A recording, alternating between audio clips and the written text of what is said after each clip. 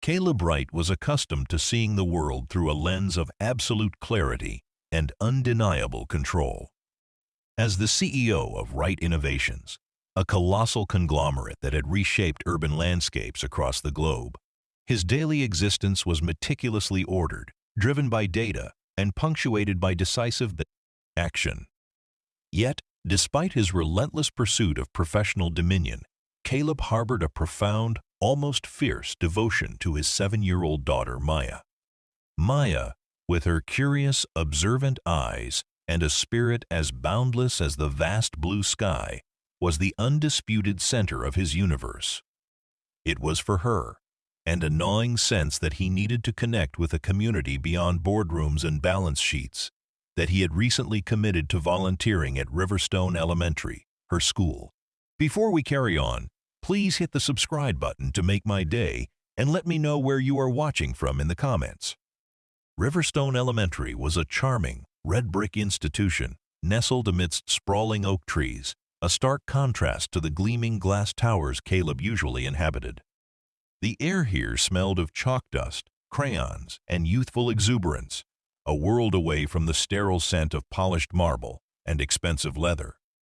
Caleb had started his volunteer work cautiously, initially helping with administrative tasks, offering his logistical expertise to streamline various school processes. He was a new face, an anomaly among the usual parent volunteers, most of whom were mothers with more flexible schedules. His presence, however, was welcomed, particularly by the principal, Mrs. Albright, a woman whose stern demeanor masked a deep commitment to her students. Maya, a creature of habit and comfort, adored her first-grade teacher, Miss Charlotte Lane. Charlotte, with her kind, expressive eyes, a perpetually patient smile, and a whimsical collection of animal-themed sweaters, was everything a 7-year-old could wish for in an educator. She had a gentle way of coaxing shy answers from hesitant students and an infectious enthusiasm for storytelling that captivated even the most restless child. Caleb had observed her during school events, noting her genuine warmth and the easy rapport she shared with her young charges. He trusted her implicitly with Maya's delicate spirit. The morning the world tilted on its axis began routinely enough. Caleb, dressed in a comfortable, yet still impeccably tailored casual shirt and trousers, walked Maya hand in hand towards her classroom. The sun dappled through the autumn leaves, painting shifting patterns on the asphalt path. Maya chattered excitedly about a drawing she had completed, a vibrant depiction of a magical forest. As they approached the classroom door, which stood slightly ajar, a woman's voice, clear and melodious, drifted out, beginning the day's lesson. It was a pleasant voice, but something about its timbre, its subtle inflection, snagged at Caleb's finely tuned senses. "Good morning, class," the voice said. "Today, we're going to embark on an exciting journey into the world of numbers." Maya, who had been skipping merrily a moment before, suddenly froze. Her small hand, intertwined with Caleb's, clenched spasmodically, her nails digging into his palm. Her bright, eager eyes widened, then clouded with a mixture of confusion and fear. She stopped dead in her tracks, her small body rigid, refusing to take another step. "Maya? Sweetie? What's wrong?" Caleb asked, bending down, his brow furrowing with concern. He followed her gaze to the classroom entrance. Through the opening, he could see the back of the woman at the whiteboard, her dark hair pulled back in a neat bun, wearing a sensible yet stylish gray cardigan. Suddenly a sound ripped from Maya's throat, sharp and raw, completely out of character for his usually composed daughter. It was a piercing, unadulterated shriek that echoed through the quiet hallway, startling a nearby janitor. "She's not Miss Lane!" Maya screamed, her voice trembling, dissolving into rapid, panicked breaths. "She's not Miss Lane. She's not my teacher." The woman at the whiteboard paused, her movements stilling. Slowly, she turned, her face revealing an expression of mild surprise, quickly replaced by a practiced, sympathetic smile. Her features were pleasant, unremarkable, her eyes a shade of light brown. "Good morning, Maya," she said, her voice smooth, calm, radiating an almost unnerving composure. "Of course, I'm Miss Lane. Perhaps you're just a little sleepy this morning, darling." But Maya wasn't sleepy. Her small face was contorted with genuine terror, tears springing to her eyes. She buried her face in Caleb's leg, clutching his trousers with desperate strength, her body shaking uncontrollably. "No! No! She's lying! She's not Miss Lane! Daddy, she's not her!" Her words were choked with sobs, muffled against his leg. Caleb's executive instincts, honed over decades of complex negotiations and critical decision-making, screamed at him. Something was profoundly, fundamentally wrong. The woman's voice, her demeanor, Maya's visceral reaction, none of it added up. He knew his daughter. Maya was imaginative, yes, but she was not prone to theatrical outbursts or unfounded delusions. Her fear was real, primal. He gently, yet firmly, detached Maya from his leg, lifting her into his arms, her small body trembling against him. He met the woman's gaze, his own eyes, usually warm for his daughter, now sharp, assessing, drilled into her with an intensity that rarely failed to unnerve. "Miss Lane," he stated, his voice calm, even, yet underscored with an unmistakable note of steel. "My daughter is clearly distressed. Can you explain why she believes you are not her teacher?" The woman, Miss Lane, as she insisted, maintained her serene composure. "Mr. Wright, I assure you, I am Charlotte Lane. I understand children can sometimes be particular, especially after a long break. Perhaps a change in my hairstyle or a new outfit has momentarily confused her." She gestured vaguely to her neatly pinned bun and gray cardigan. "Why don't you bring Maya inside? I'm sure once she's settled, she'll recognize me." Her smile was unwavering, almost unnervingly perfect. Caleb's gaze lingered on her for another beat. Her eyes, though a pleasant light brown, seemed to hold a subtle, almost imperceptible shift in light, a lack of the gentle spark he remembered in the real Miss Lane's gaze. The real Miss Lane had a distinct dimple that appeared when she smiled broadly, a slight tilt to her head, a way her spectacles would perch just so on her nose. This woman wore no spectacles, and her smile, though pleasant, was dimple-free, fixed. These were minute details, almost imperceptible, yet they resonated with Maya's fierce denial. "I think we'll wait outside for a moment, Miss Lane," Caleb stated, his voice now colder, less accommodating. He turned and gently guided Maya, still clutching him tightly, away from the classroom door. He walked her to a secluded bench in the quiet school courtyard, its autumnal leaves rustling gently in the morning breeze. He sat down, holding her close, stroking her hair until her sobs subsided into hiccuping breaths. "Maya, honey," he whispered, his voice soothing. "Tell Daddy exactly why you think she's not Miss Lane. What's different?" Maya sniffled, rubbing her eyes. "Her voice, Daddy. Miss Lane's voice is softer, and she always wears happy sweaters with animals, and her hair is always down, wavy, not in a tight bun, and—" She paused, her small brow furrowed in concentration. "Miss Lane has a sparkly necklace with a little owl, always. She said her grandma gave it to her." Caleb's mind raced. The happy sweaters and wavy hair could be attributed to a personal change, perhaps, but the owl necklace? He had vaguely remembered seeing something like that on Charlotte Lane during a parent-teacher conference, a small, distinctive piece of jewelry. He rarely paid attention to such details, but Maya, with her child's keen eye for particulars, would. This impostor wore no necklace. His instincts, usually reserved for multi-million-dollar deals, now focused with laser precision on this seemingly innocuous elementary school mystery.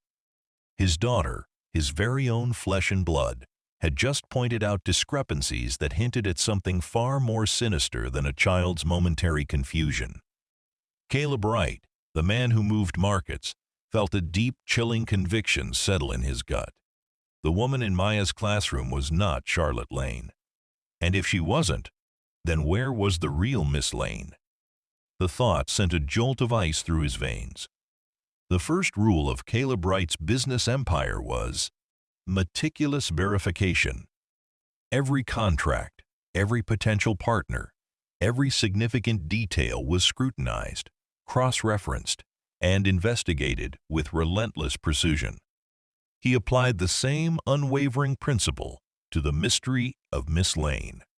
He couldn't storm into the principal's office making accusations without concrete evidence, especially when the woman herself was calmly teaching his daughter's class. He needed data. His initial investigation was discreet, almost imperceptible to the casual observer.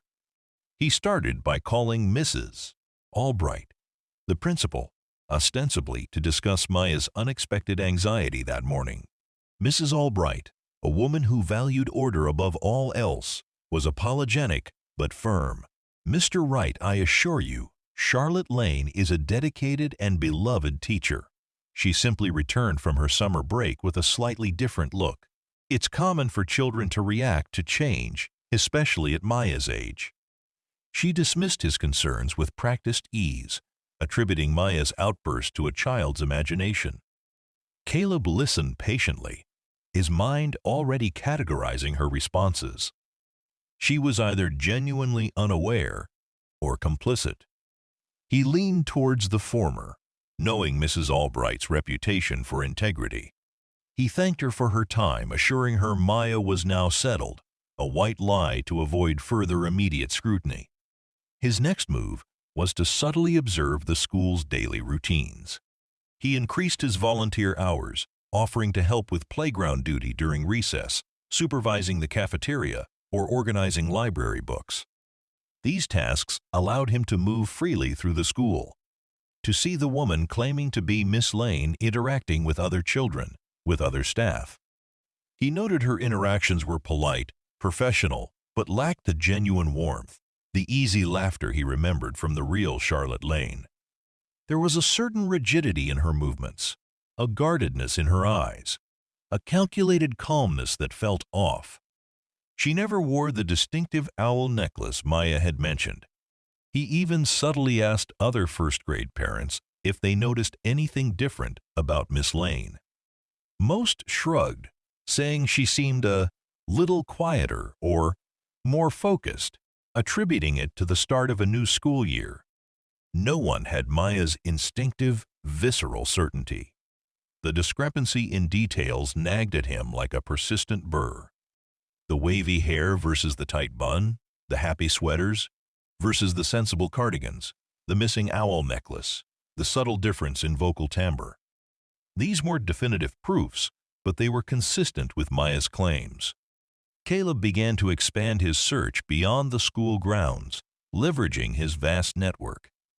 He called his head of security, a former intelligence officer named David Vance, a man whose loyalty was absolute and whose discretion was unparalleled. He outlined his strange suspicions, emphasizing the sensitivity of the situation involving his daughter and her teacher. "David," Caleb explained over a secure line, his voice low, "I need you to conduct a discreet, thorough background check on Charlotte Lane, the first-grade teacher at Riverstone Elementary. Focus on her summer break activities, any recent travel, and confirm her identity beyond any doubt. Also, discreetly, gather public information on any noticeable changes in her appearance or habits from her previous school year." David Vance was a man of few words and immense capability. "Consider it done, Mr. Wright," was his only reply. The results began to trickle in within days. Public records confirmed Charlotte Lane had indeed been employed at Riverstone for the past 3 years, with an impeccable record. She was 29 years old, lived in a modest apartment near the school, and had no criminal history. Her social media presence was minimal, consisting mostly of wholesome photos of nature and classroom activities. Nothing immediately suspicious. However, the travel details provided the first solid lead. Charlotte Lane had spent her summer vacation in a remote, picturesque coastal town called Seabreeze Haven, a popular spot for ecotourism and quiet getaways. She had posted a few scenic photos early in her trip, then abruptly gone silent online in the last 2 weeks of August. Her return was noted by the school administration as being just a few days before classes resumed. "Mr. Wright," David reported, his voice devoid of emotion, "our preliminary checks indicate that the Charlotte Lane currently teaching at Riverstone matches the biographical details of the original. However, we found something curious regarding her return from Seabreeze Haven. Her flight records indicate she was scheduled to return on August 28th. School records state she commenced duties on September 1st. But our discreet inquiry into the local Seabreeze Haven airport records shows no outgoing flight under her name on or around that date. Furthermore, her credit card activity ceased on August 25th and resumed only on September 1st, but with transactions solely from Riverstone's vicinity. It's a clean break, almost too clean." A chill snaked up Caleb's spine. So, no record of her physically leaving Seabreeze Haven by air? And her financial activity went dark for a week? "Precisely," David confirmed. "It's as if she vanished for a week, then reappeared, fully functional, in Riverstone. And one more thing. Sir, we managed to recover a few fragments of a deleted voicemail from Charlotte Lane's old prepaid burner phone, the one she reportedly used while traveling. It's heavily corrupted, but we managed to reconstruct a few words. A last known communication from her, before the gap." Caleb leaned forward, his heart pounding with a sudden, dreadful premonition. "What words, David?" "It's fragmented, sir," David explained. "But the clear phrases are, 'Help, help me, please, he's in danger, not returning,' and then static. The voice is unmistakably Charlotte Lane's. It was left on August 25th, the same day her credit card. Activity ceased in Seabreeze Haven. The words hung in the air, chilling and undeniable. Help me, not returning." Charlotte Lane had not simply returned from a vacation with a new hairstyle. She had vanished, leaving behind a desperate plea, a plea that hinted at danger. And the woman in Maya's classroom was an imposter. The meticulous facade of normalcy began to crack, revealing a sinister truth. Caleb's mind, accustomed to seeing patterns in chaos, began to connect the seemingly disparate dots. Charlotte Lane's disappearance was not accidental. It was a calculated event, and the woman at Riverstone Elementary was a key part of it. The stakes had just escalated from a child's confusion to a potentially grave crime, threatening the safety and innocence of his daughter's entire world. The revelation of the fragmented voicemail message, Charlotte Lane's desperate plea for help, reverberated through Caleb's mind with chilling intensity. It wasn't just a missing persons case anymore. It was a matter of abduction, possibly worse. The woman occupying Charlotte's classroom was not merely an imposter, she was an accomplice, or perhaps even a perpetrator, in a grave crime. The cheerful facade of Riverstone Elementary now felt like a thin veil stretched over a dangerous secret. Caleb knew he couldn't approach the police immediately with just a child's intuition and a corrupted voicemail fragment. They would require more concrete evidence, something tangible to support such an extraordinary claim. He needed to identify the imposter, understand her motives, and, most importantly, locate the real Charlotte Lane. David Vance's network, unparalleled in its reach and discretion, became his primary tool. "David," Caleb instructed, his voice low and steady, "shift focus. I need a deep dive into anyone who might have interacted with Charlotte Lane in Seabreeze Haven, especially around August 25th. Look for connections to her financially, socially, any unusual patterns. And more critically, I need to identify the woman currently impersonating her. Get me everything you can on her, her background, her history, every last detail. The investigation unfolded with surgical precision.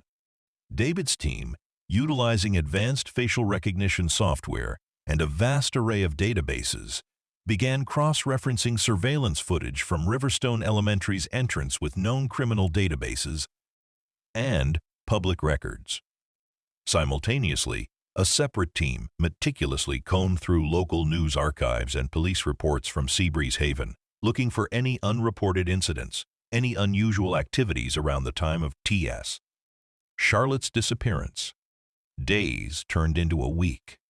Caleb maintained his composed demeanor at home and at the school, continuing his volunteer hours, observing the imposter with a heightened sense of vigilance. He noticed her subtle tells, a flicker of impatience when a child asked a difficult question, a momentary stiffness when another teacher casually touched her arm, a calculating glance towards the classroom clock whenever Mrs. Albright was nearby. She was performing expertly, but there were micro-expressions, tiny fissures in her mask that spoke of a hidden agenda.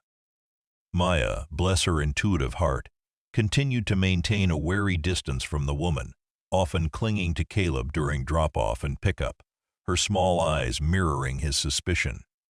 Then, David Vance's call came, delivering a seismic revelation. Mr.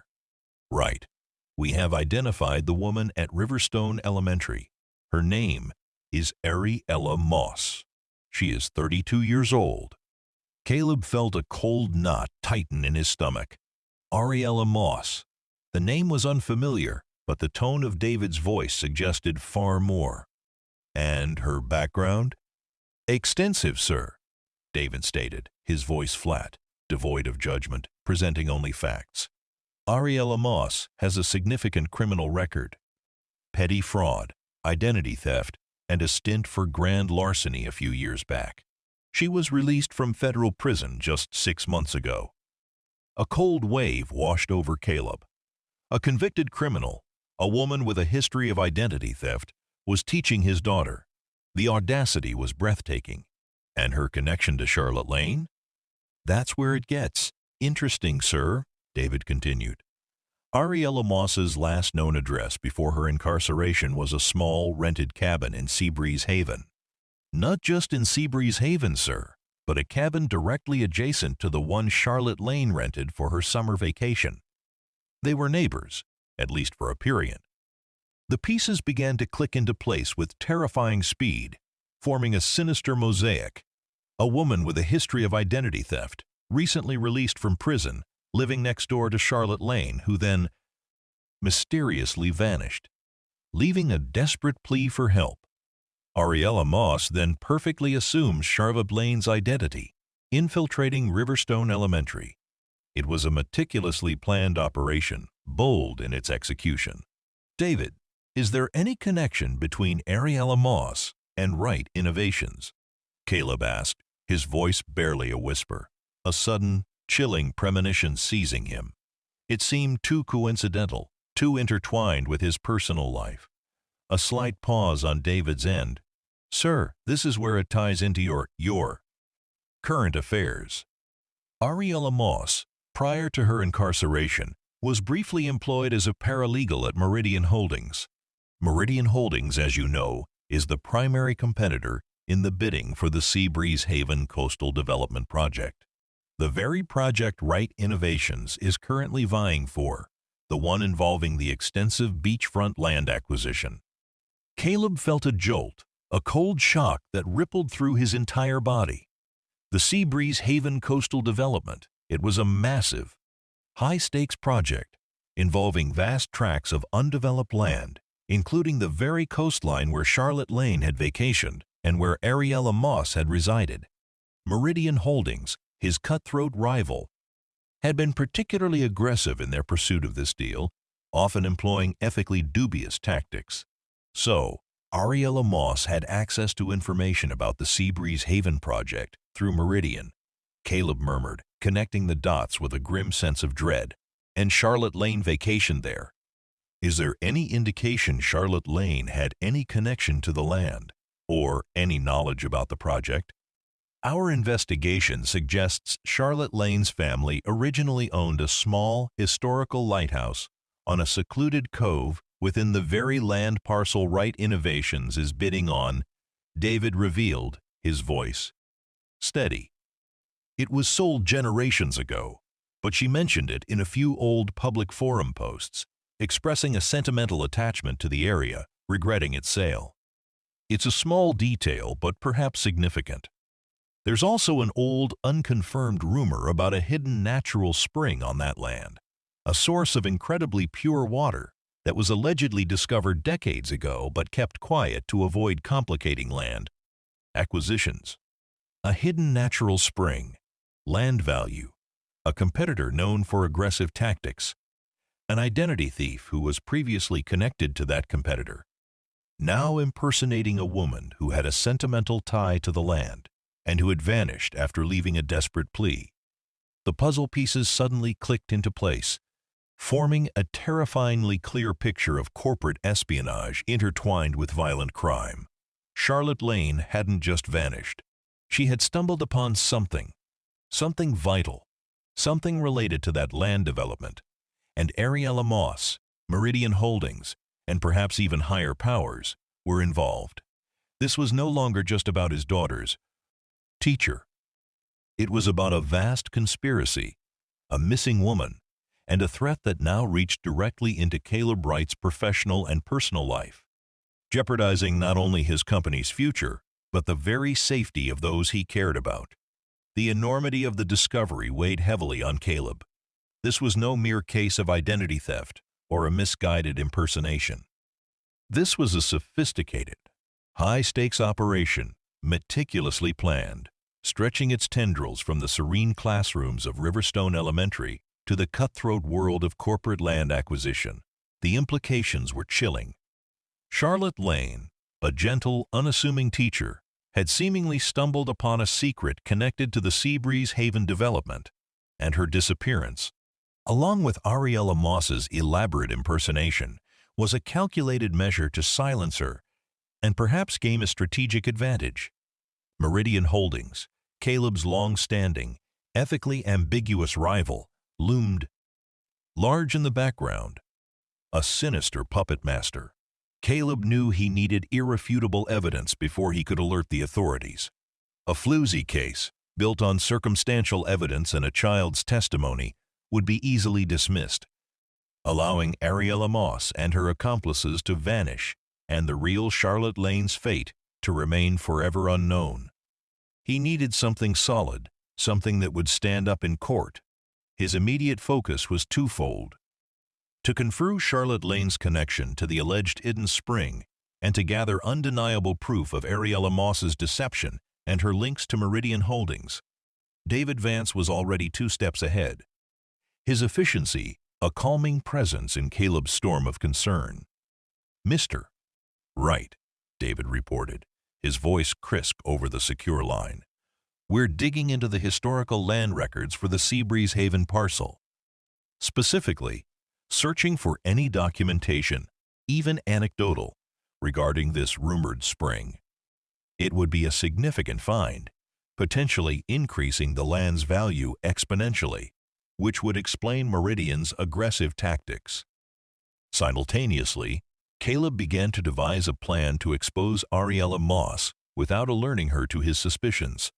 He continued his volunteer work, maintaining a facade of polite normalcy, but his observations intensified.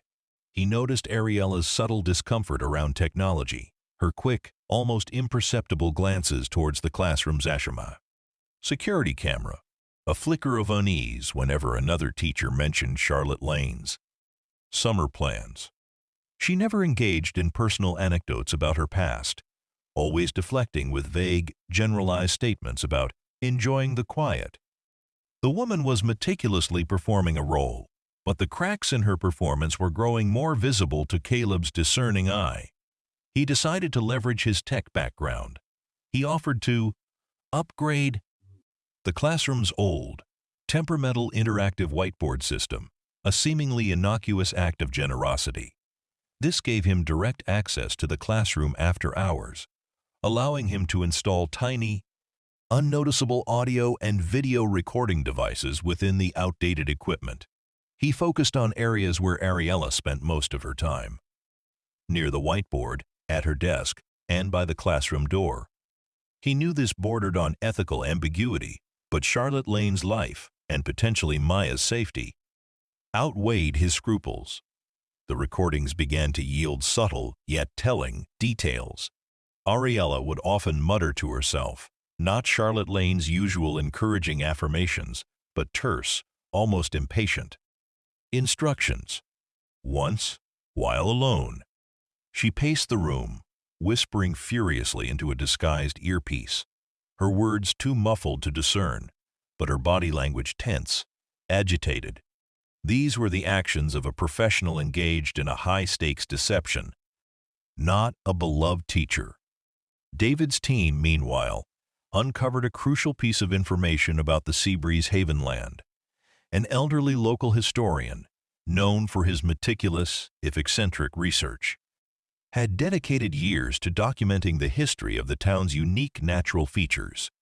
His unpublished manuscript, a trove of local lore and geological surveys, contained a detailed description of the Silver Vein Spring, a pristine, mineral-rich water source located deep within the precise land parcel Adrian's family had sold generations ago, the same land Charlotte Lane's family had once owned.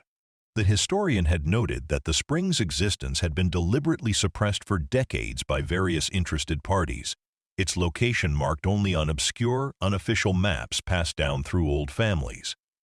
The spring represented an enormous, untapped resource, a gold mine for a developer who could claim it.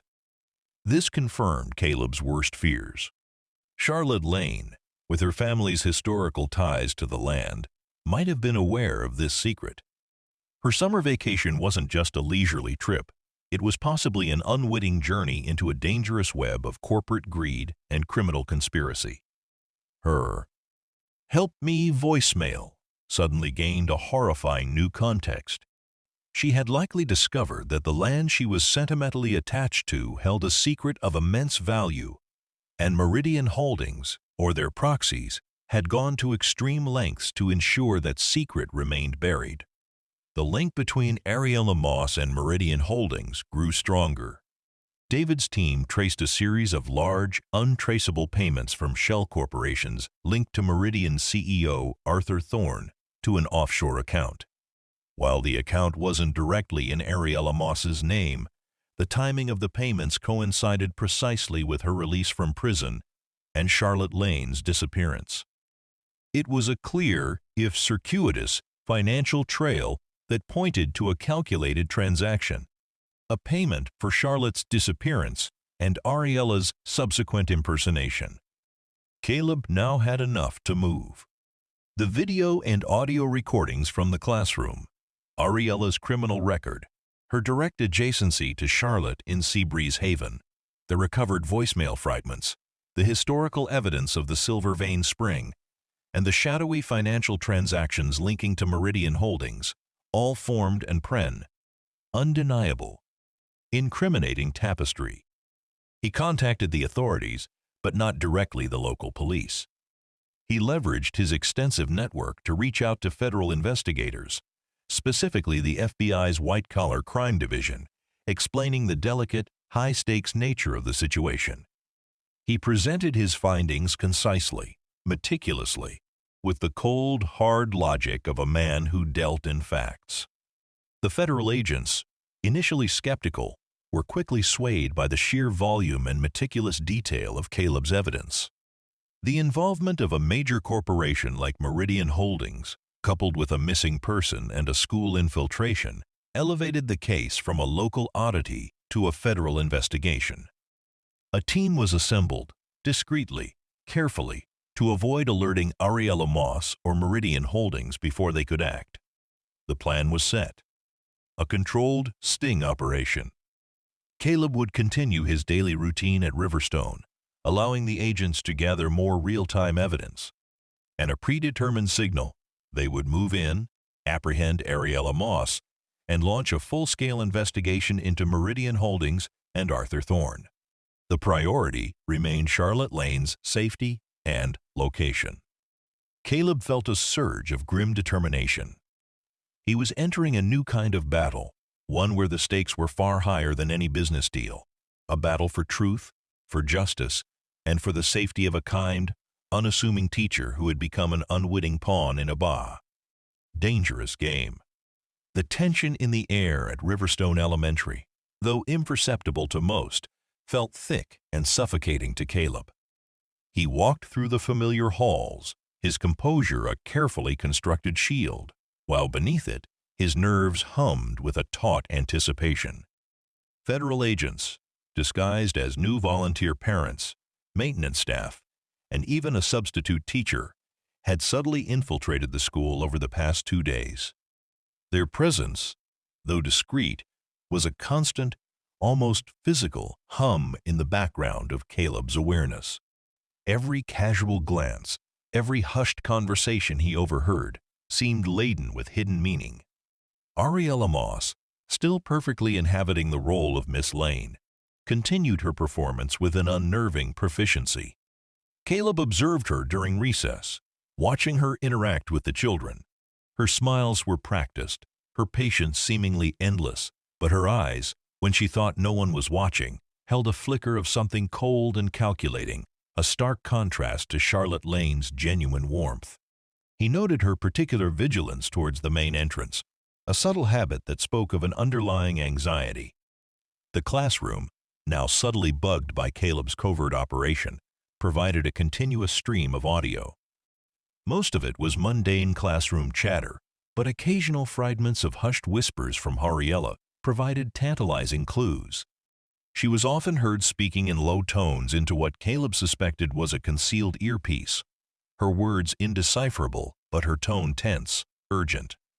He even overheard her once muttering, "The new security cameras are a nuisance," a direct reference to the subtle, almost imperceptible surveillance cameras the federal agents had installed as part of their plan, disguised as routine school upgrades. Her awareness of them indicated a heightened sense of paranoia, a criminal's instinct for detection.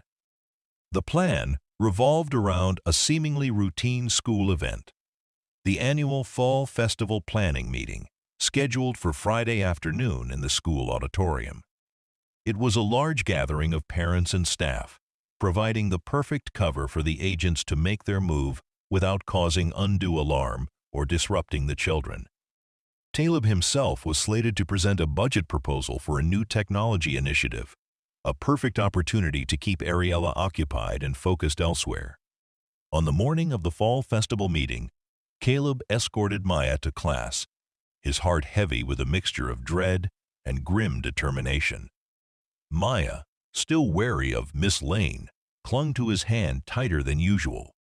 "Daddy, can I stay with you today?" she whispered, her eyes wide, sensing his own unspoken tension. Caleb knelt, pulling her close. "Not today, sweet pea, but I promise I'll be back as soon as the meeting is over.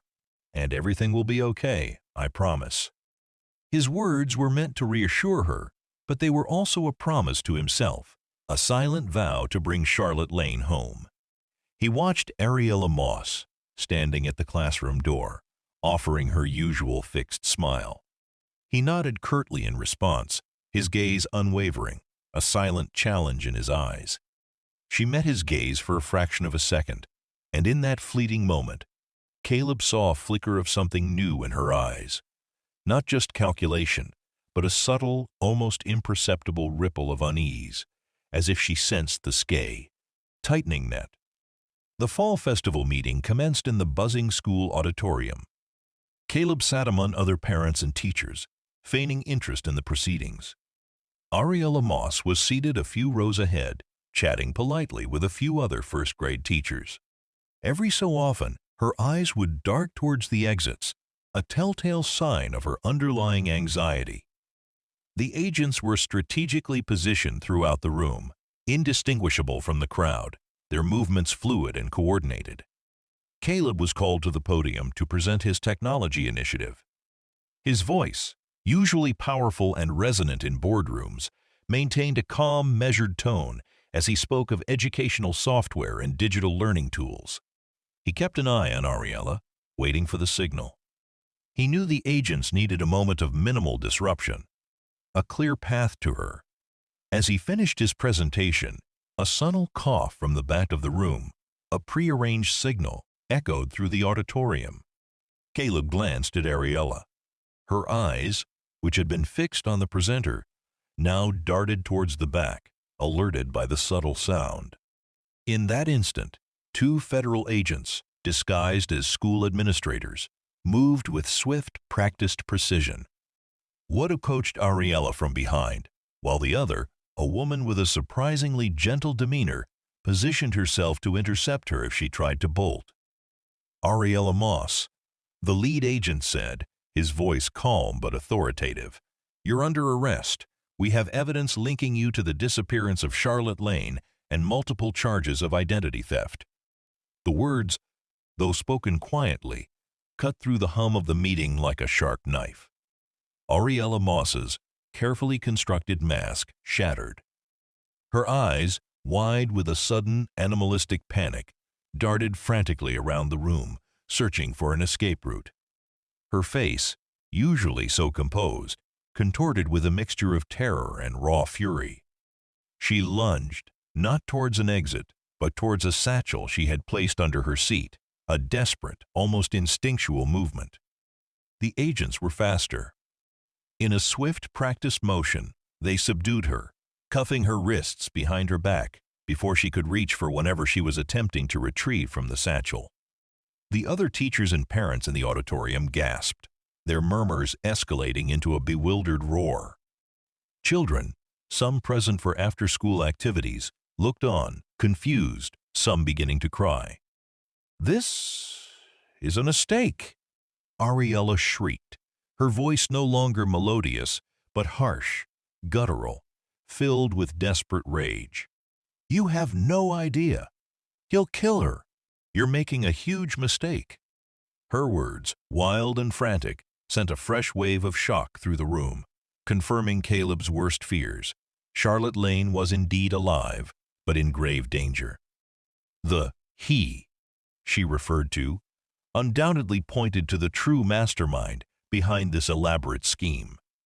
As she was being led away, struggling against the agent's firm grip, her eyes, filled with a desperate, venomous hatred, locked onto Caleb across the room. You meddling fool! You've ruined everything. Now she's dead because of you." Her accusations, though meant to wound, merely fueled Caleb's resolve. He had set this in motion, and he would see it through to the end. He would find Charlotte Lane. He would uncover the full truth behind Meridian Holdings and Arthur Thorne's sinister plot. The battle had officially begun. Ariella Moss's frantic cries about Charlotte Lane's imminent death echoed in Caleb's mind, a chilling prophecy that fueled his every move. The public spectacle of her arrest at the fall festival meeting had sent shockwaves through Riverstone Elementary and the wider community, turning a quiet school into the center of a burgeoning federal investigation. The initial confusion quickly morphed into outrage as news of Ariella's criminal record and the possibility of a missing teacher spread like wildfire. Caleb found himself at the heart of the storm, working closely with the FBI agents who had taken over the case.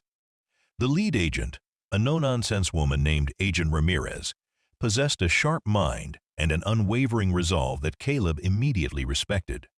In the interrogation room, Ariella Moss, stripped of her Miss Lane facade, proved to be a formidable adversary.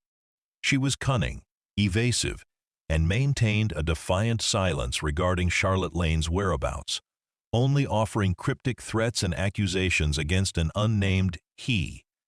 Her fear of this he seemed genuine, overriding even her fear of federal charges. "She's scared, Mr. Wright," Agent Ramirez stated after a particularly unproductive interrogation session.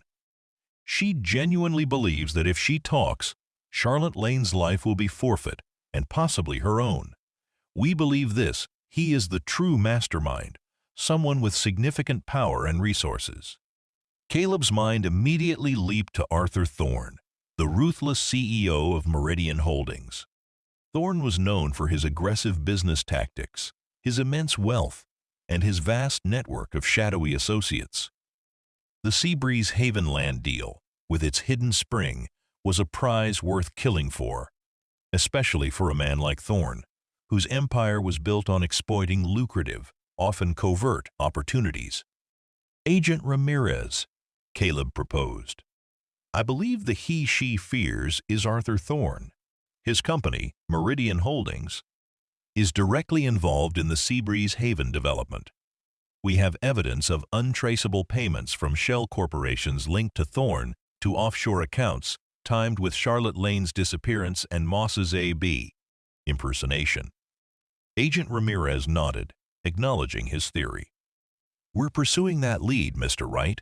We've initiated a full investigation into Meridian Holdings and Mr. Thorne. However, proving his direct involvement in an abduction will be difficult without more. We need Charlotte Lane. Caleb suggested a new line of approach for Ariella. She mentioned a hidden spring on that land, a secret source of water. Charlotte Lane's family had historical ties to that very land, and Charlotte may have stumbled upon that secret. Perhaps if we press Ariella on what she knows about the spring, or the specifics of the land deal, it might unlock information about Charlotte's location. The spring is the spring. Leverage. The reason for all of this. End quote. Agent Ramirez agreed, seeing the potential.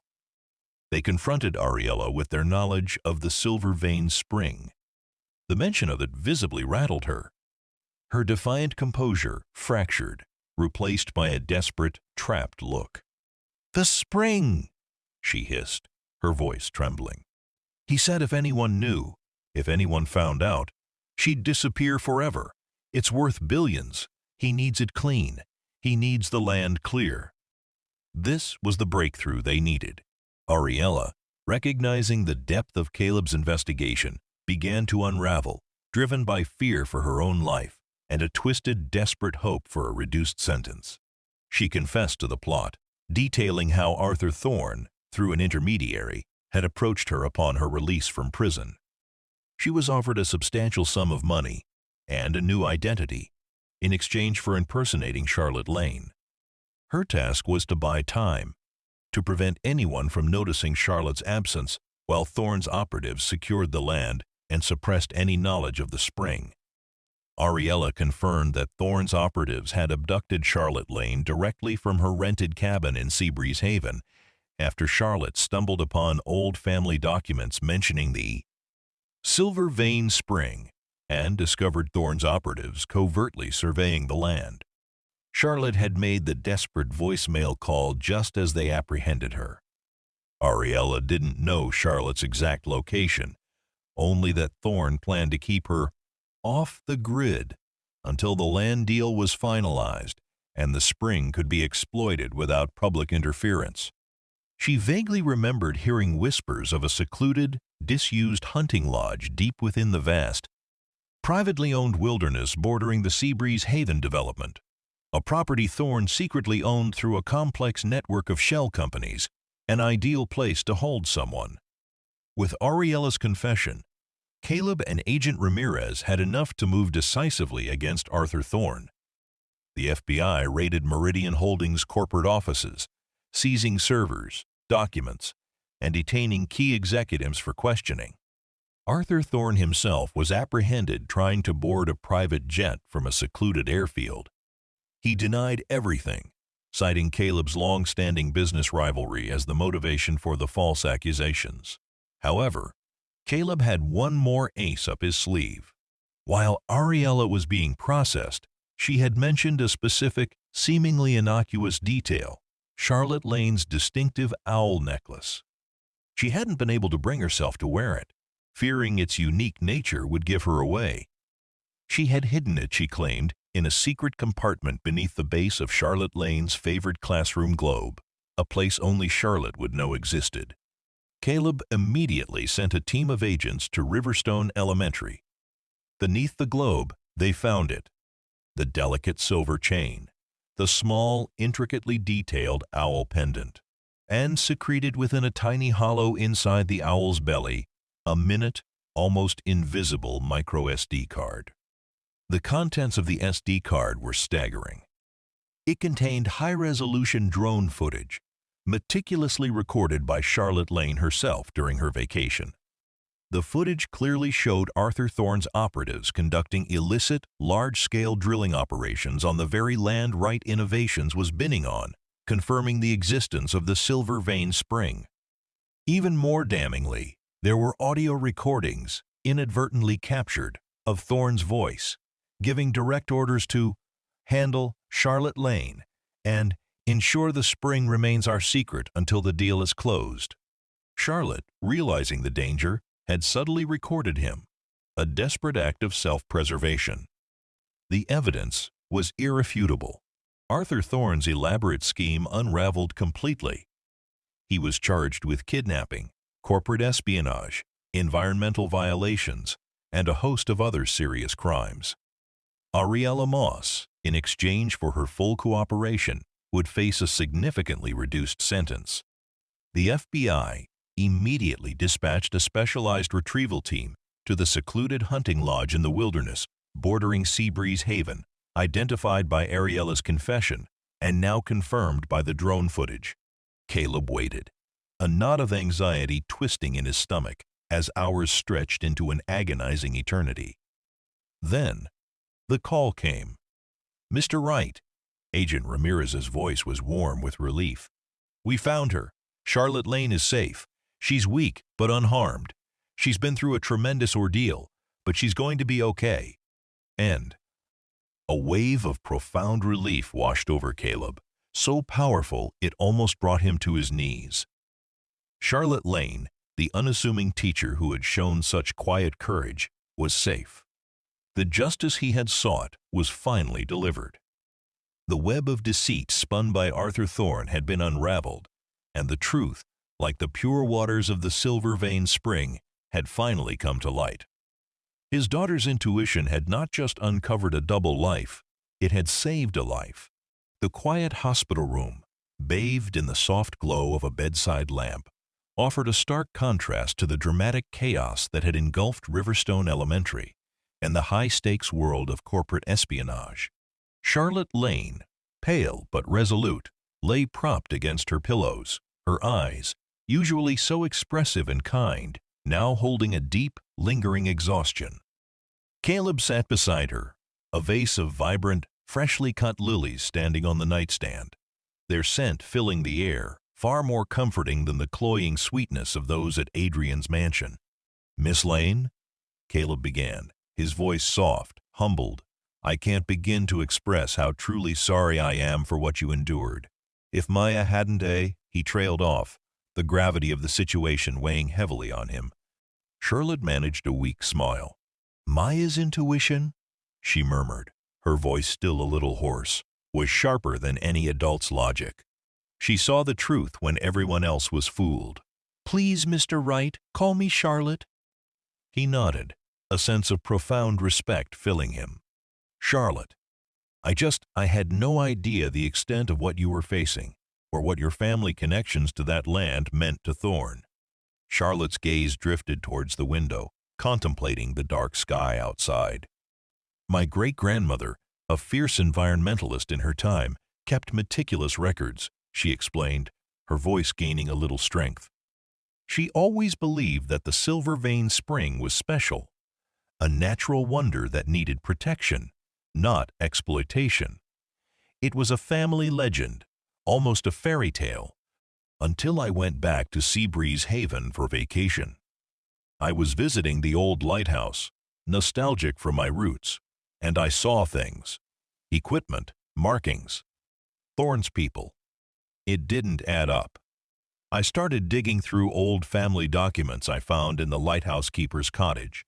That's when I found my great-grandmother's journals, detailing the spring's exact location, its purity, its potential value. and how my ancestors had deliberately hidden its existence from developers decades ago to protect it. She paused, a shiver running through her. I called a few contacts, tried to understand what was happening, and then they came for me. Thorne's men. They knew I knew. The last thing I managed to do was hide the micro SD card in my owl necklace. It was a desperate gamble, a last hope. I never thought anyone would find it, let alone decipher my hidden message. Caleb's admiration for her sword. This unassuming teacher had displayed a level of courage and foresight that far surpassed many of the so-called titans of his own industry. It was Maya who remembered your owl necklace, who insisted on the details. Her acute observation skills saved your life, Charlotte. A soft, genuine smile lit Charlotte's face. That little girl, she's truly special. She has a heart that sees beyond disguises. News of Arthur Thorne's arrest and the unfolding conspiracy dominated national headlines. Wright Innovations, under Caleb's astute leadership, emerged not just unscathed, but with a heightened reputation for integrity and vigilance. Caleb decided not to pursue the Seabreeze Haven development. Instead, leveraging his considerable influence and resources, he championed a movement to have the land designated a national conservation area, protecting the Silver Vein Spring and its unique ecosystem forever can. He funded a foundation in Charlotte Lane's name, dedicated to environmental protection and supporting whistleblowers. The pure waters of the spring would never be exploited for profit, but instead conserved for future generations, a living monument to Charlotte's courage. Maya, innocent through much of the investigation, eventually understood that Miss Lane had been in trouble and her daddy had helped. The pretend Miss Lane was gone, and the real Miss Lane, with her happy sweaters and owl necklace, would be returning to teach once she fully recovered. The experience, while unsettling, had deepened Maya's bond with her father, cementing a new kind of trust and understanding between them. She knew her father was not just a successful businessman, but a protector, a seeker of truth. When Charlotte Lane finally returned to Riverstone Elementary, months later, fully recovered and more resolute than ever, it was a quiet, joyous homecoming. The children, particularly Maya, swarmed her, their genuine affection a stark contrast to Ariella's cold, calculated interactions. Charlotte, now wearing her beloved owl necklace openly, her hair flowing in its characteristic waves, knelt to greet Maya, pulling her into a warm embrace. "Thank you, Maya," she whispered, her voice filled with profound gratitude. "You saved me." Maya, her eyes bright, simply hugged her teacher tighter. The incident had changed everyone. Riverstone Elementary, once just a school, became a symbol of vigilance and community. Caleb Wright, the business magnate, discovered that his greatest assets weren't just financial empires, but the unwavering intuition of his daughter and the courage of an unassuming teacher. His foray into volunteering had unveiled a double life indeed, but it had also, unexpectedly, revealed the true depth of his own character, transforming him from a man who controlled markets to a man who truly understood the value of human life and the quiet power of truth. The echoes of a scream had led him not to despair, but to a profound sense of purpose, a life woven with threads of justice and genuine connection, far richer than any wealth could buy.